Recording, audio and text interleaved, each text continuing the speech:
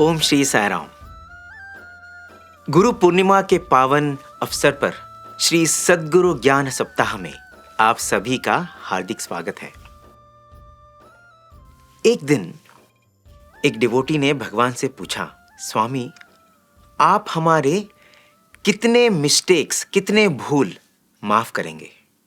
ऐसा होता है ना हमारे जीवन में कि हम जब पवित्रता के मार्ग पर चलने लगते हैं, वो दृढ़ निश्चय करते हैं कि हम ये करेंगे, वो करेंगे, लेकिन बहुत बार फिसल जाते हैं, बहुत बार गिर जाते हैं और हमें लगता है कि अब भगवान मुझसे नाराज हो गए क्या?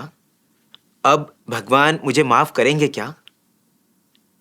तो वो डाउट उस डिवोटी के मन में आया कि मेरे कितने भूल भगवान क्षमा करेंगे। स्वामी बहुत ही प्रेम पूर्वक उसके पास आकर बहुत ही करुणा के साथ स्वामी ने कहा, तुम जितने भी भूल करोगे मैं सभी माफ कर दूंगा, लेकिन हर भूल, एक एक भूल होने के बाद उस भूल के लिए जो सच्चे दिल से प्रायश्चित करना चाहिए, पश्चाताप करना चाहिए, वो होनी चाहिए और उस भूल को तुम फिर से दोबारा दोहराना नहीं चाहिए। अगर तुम सच्चे दिल से पश्चाताप करोगे तो तुम्हारे जितने भी भूल होंगे मैं सभी माफ कर दूंगा। हमें जानना है गुरु कौन है, सच्चा गुरु कौन है, और इसे जानने के लिए मैं आपको ले चलता हूं 1990 के दशक में, जब भगवान दर्शन के लिए आए। दर्शन ग्राउंड में एक व्यापारी बैठा था। पहली बार वो स्वामी के दर्शन के लिए आया था और आसपास में उसने देखा कि सब लोग कुछ लेटर्स लिखे अपने हाथ में उन्होंने रखा है और उन सब के दिलों में एक प्रार्थना था और सब लोग बहुत ही तीव्र भक्ति के साथ बैठे थे। और उसे लगा कि मेरे आसपास के जितने लोग हैं ये सभी बहुत पवित्र आत्माएं हैं, मैं ही एक ऐसा व्यक्ति हूँ जिसने जीवन में बहुत ही भूल किया है, बहुत ही दोष मैंने किया है, मेरे बहुत ही कर्म अच्छे नहीं हैं। लेकिन फिर भी उसने सोचा कि अब मैं बाबा के पास आया हूँ, क्या मेरा उद्धार हो सकता है? तो उसने पास में बैठे एक डिवोटी से पूछा, आप सब हाथ में चिट्ठी लेके बैठे हो, क्या मैं भी एक चिट्ठी लिख सकता हूँ? तो उसने कहा, हाँ जरूर, आपके मन में जो कुछ भी है आप एक चिट्ठी में लिख दीजिए और जब बाबा आएंगे आप उनको अपनी प्रार्थना समर्पण कीजिए, बाबा सब कुछ देख लेंगे। तो एक डिवोटी से उन्होंने एक पेपर लिया और अपने दिल में जो कुछ भी शंकाएं थी, जो कुछ भी उनको लगा कि अब मैं सब कुछ बाबा के चरणों में सौंप दूंगा, मेरे जीवन के जितने भी कार्य जो मैंने किया है, जो मुझे अच्छा नहीं लगता है लेकिन वो हो गया है, मैं सब बाबा के चरणों में समर्पित कर देता हूं और अगर बाबा मेरी चिट्ठी ले लेते हैं तो आज से मैं एक नया जीवन शुरू करता हूं। इस विचार से उसने एक चिट्ठी लिखा, लंबी चिट्ठी। और जब स्वामी आए, हमको तो मालूम है कैसे दर्शन में स्वामी बहुत ही मंद गति से मुस्कुराते हुए, प्रेम बरसाते हुए स्वामी आए और किससे चिट्ठी ली, किसी के मस्तक में आशीर्वाद किया, किसी को प्रेम से दो शब्द बोले। ऐसे स्वामी जब इनके पास आए तो इन्होंने भी अपना चिट्ठी देने का प्रयास किया और स्वामी ने अपना हाथ बढ़ाया और इनकी चिट्ठी स्वीकार कर ली। और जब ये हुआ तो ये तो इतने खुश हो गए, वे तो आनंद के चरण सीमा पर पहुंच गए क्योंकि उनको लगा कि स्वामी ने मेरे सब प्रार्थनाएं स्वीकार कर ली है। और तब से बस उनका अटेंशन बस उस चिट्ठी पर ही था, क्योंकि वो चिट्ठी स्वामी के हाथ में था।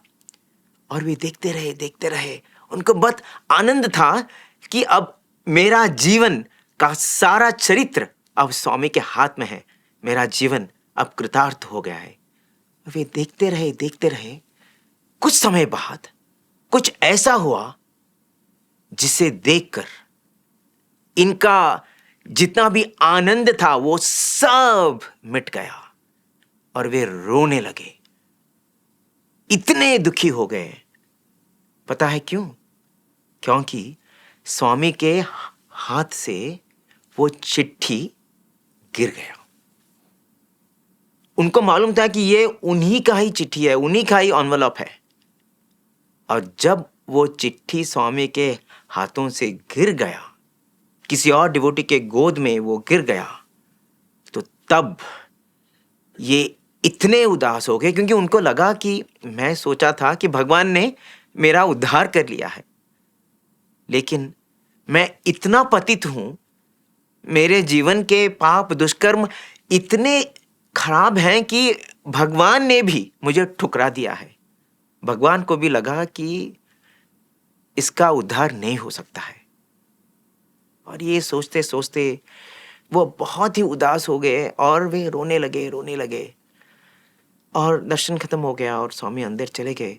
अब उनके मन में एक नई चिंता आ गई कि अरे ये चिट्ठी किसके पास है, क्योंकि उनके जीवन के सारे चीज उसमें है, तो वे नहीं चाहते थे कि कोई और इनका लेटर पढ़े। तो वे ढूंढने लगे और उन्होंने देखा कि वो चिट्ठी एक साधु के गोद में स्वामी ने डाल दिया था। तो वे इस साधु के पास गए और उन्होंने कहा, महात्मा प्लीज ये जो चिट्ठी है वो मेरी चिट्ठी है, आप मुझे वो वापस दे दीजिए। महात्मा ने कहा, ऐसा कैसे हो सकता है? ये तो भगवान का प्रसाद है, भगवान ने मुझे ये चिट्ठी दिया है, मैं इसे आपको नहीं दे सकता। तो इस व्यक्ति ने कहा, ये ऐसा नहीं हो सकता, ये मेरा जीवन की कथा है, मैं आप कैसे पढ़ सकते हो? ये चिट्ठी मेरा है, मुझे मालूम है, ये एनवलप मेरा है। तो फिर साधु बहुत ही शांत चित्त से साधु ने पूरा इनकार कर दिया, बहुत विनम्रता से इनकार किया उन्होंने, और उन्होंने कहा कि मुझे क्षमा कीजिए, ये मेरे लिए भगवान का प्रसाद है, भगवान ने स्वयं उनके हाथों से मेरे गोद में डाला है, तो मैं इसे आपको नहीं दे सकता। आपको जो कुछ करना है आप कीजिए, लेकिन ये मैं नहीं दे सकता। और इन दोनों के बीच में ये एक वाद विवाद शुरू हो गया। तो ये सब सुनकर एक सेवादल वहां आ गए और ये सेवादल आके पूछे, क्या चल रहा है, क्यों आप लोग इतना शोर मचा रहे हो? तो इस व्यक्ति ने कहा कि ये मेरा चिट्ठी है और ये नहीं दे रहा है, और ये साधु बोल रहे हैं नहीं ये तो प्रसाद है। तो ये सेवादल भी दुविधा में पड़ गया कि इसका समाधान कैसे करें।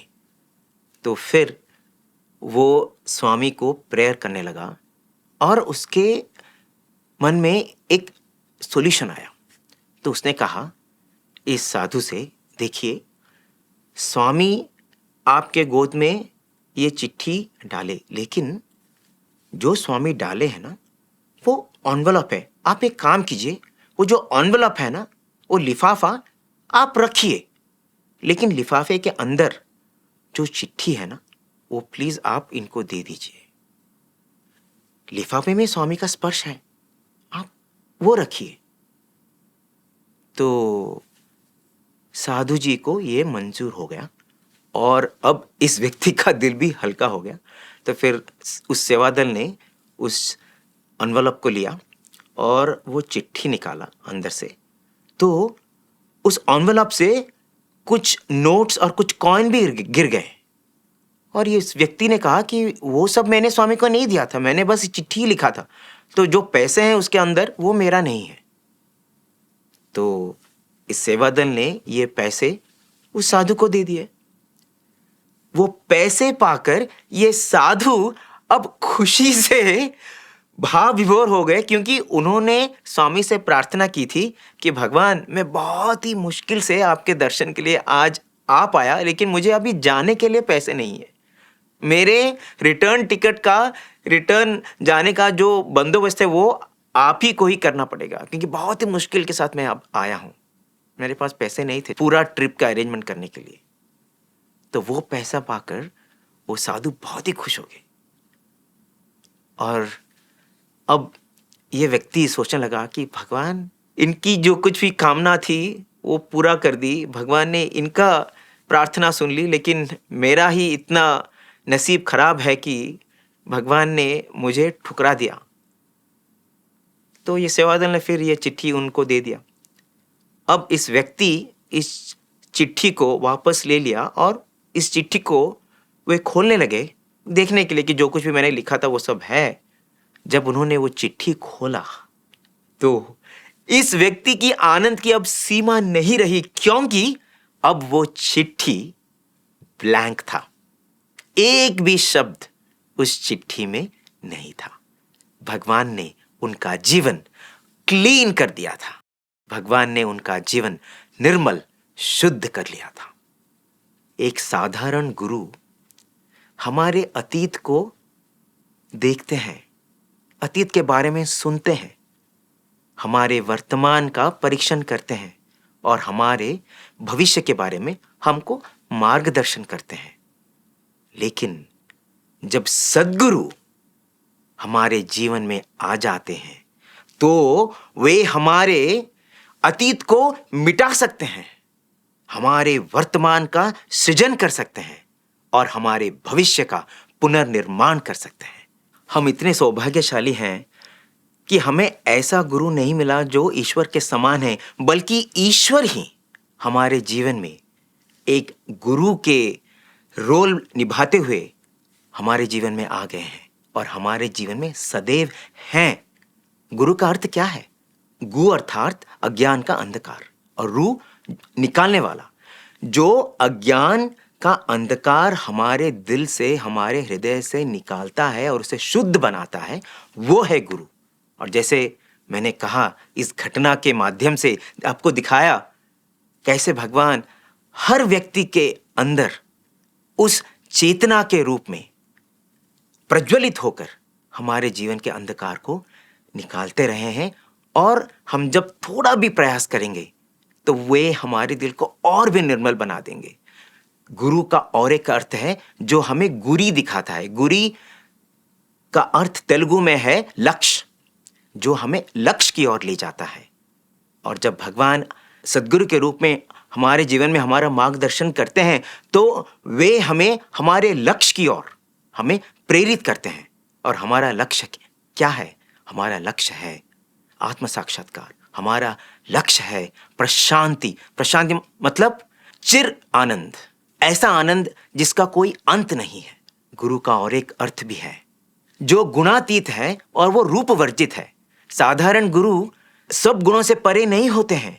साधारण गुरु कोई भी रूप नहीं ले सकते हैं, लेकिन एक सद्गुरु ही ऐसे हैं जो किसी भी रूप ले सकते हैं। उनके गुणों का कोई विश्लेषण हम नहीं कर सकते, क्योंकि वे सब गुण और सब रूप से परे हैं। कोई भी रूप ले सकते हैं और ये सब गुणों से परे हैं। सत्व रज तम, हम जितने भी मनुष्य के समझ में जितने भी गुण आते हैं वो सब से वो परे हैं। और इसलिए वो सर्वांतर्यामी है, वो सर्वशक्तिमान है और हमारी आध्यात्मिक उन्नति के लिए सदैव हमारे पास है, हमारे सहायता कर रहे हैं ताकि हम हमारे लक्ष्य पर पहुंच सकें। और ऐसे गुरु को हम क्या दक्षिणा दे सकते हैं? भगवान कहते हैं कि तुम कुछ भी दक्षिणा नहीं दे सकते हो। जो सर्वांतर्यामी है, जो सर्वव्यापी है, तुम बस प्रदक्षिणा कर सकते हो। लेकिन ऐसे भगवान की हम प्रदक्षिणा कैसे करें जो हर जगह है? तो स्वामी कहते हैं इसका एक ही उपाय है, हम जिसे भी देखें उनमें भगवान का स्वरूप देखें और हमारे दिल में जो प्रेम है उसका विकास हो। अगर हम हर दिन हर पल निस्वार्थ और निष्काम प्रेम का प्रयास करें तो वो ही होगा सद्गुरु के चरणों में सच्चा भेंट। हमारा जीवन एक निस्वार्थ प्रेम का प्रवाह हो जाना चाहिए। अगर ये हम कर पाएं तो यही होगा सच्चा प्रदक्षिणा, सच्चा भेंट गुरु के चरण कमलों में। जय साईं राम।